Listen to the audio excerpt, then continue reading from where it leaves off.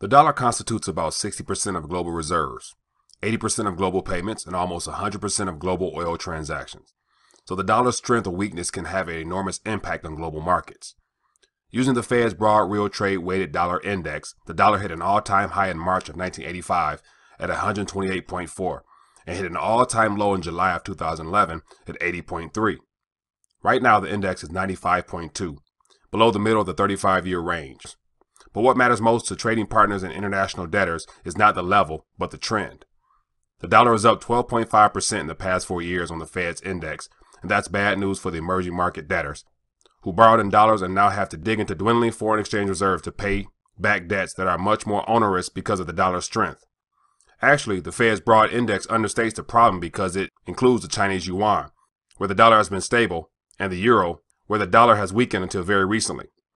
When the focus is put on specific emerging market currencies, the dollar's appreciation in some cases is 100% or more. Much of the dollar appreciation has been driven by the U.S. Federal Reserve's policy of raising interest rates and tightening monetary conditions with balance sheet reductions.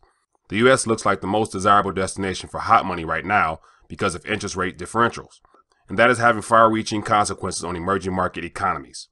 A new emerging market debt crisis has already started.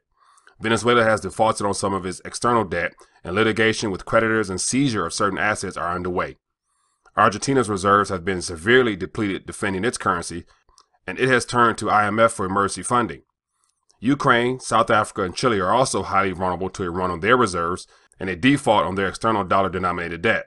The only issue now is whether the new crisis will be contained in Argentina and Venezuela, or whether contagion will take over and ignite a global financial crisis worse than 2008.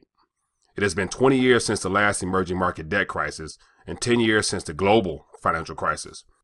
This new crisis could take a few months to spread, so it's not too late for investors to take precaution, but the time starts now.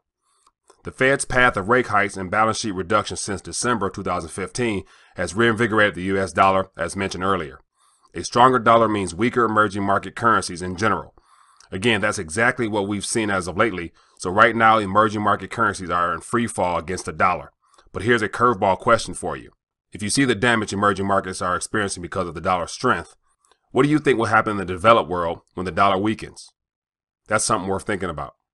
Thanks for tuning in. If you found this informative, give it a thumbs up and most definitely share this. Until next time.